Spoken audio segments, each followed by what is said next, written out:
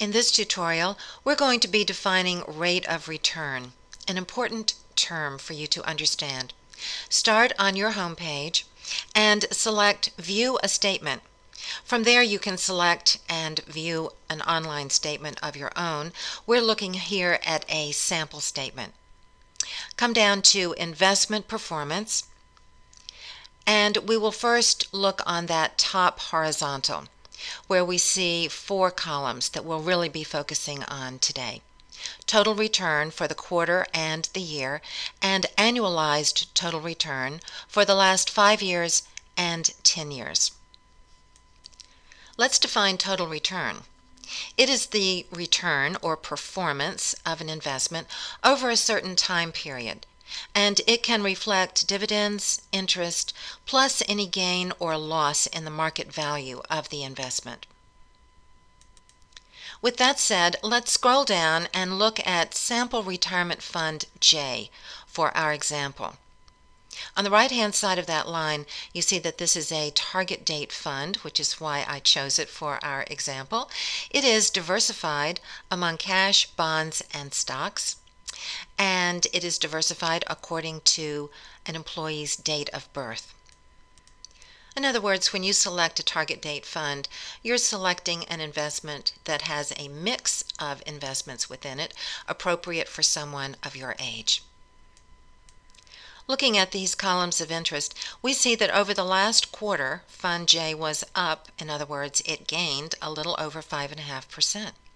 And over the last year, it was up 3.35%.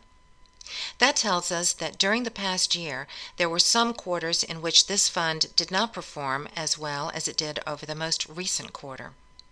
Conversely, over the last 5 years, the annualized total return was 8.08%, a stronger performance than either the last quarters or the last years. So this investment had some years in which it did better than our last year of 3.35%. There's no 10-year return, since this investment does not have a 10-year record, and target funds in general as a category are more recent. So what do these numbers mean?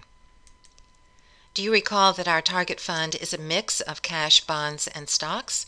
At the bottom of the page are comparison indices. They are 3 indexes that we can refer to for comparison.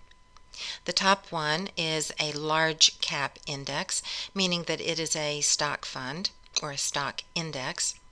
The second is a core bond index. It's just that, it's an index of U.S. Treasuries and corporate bonds.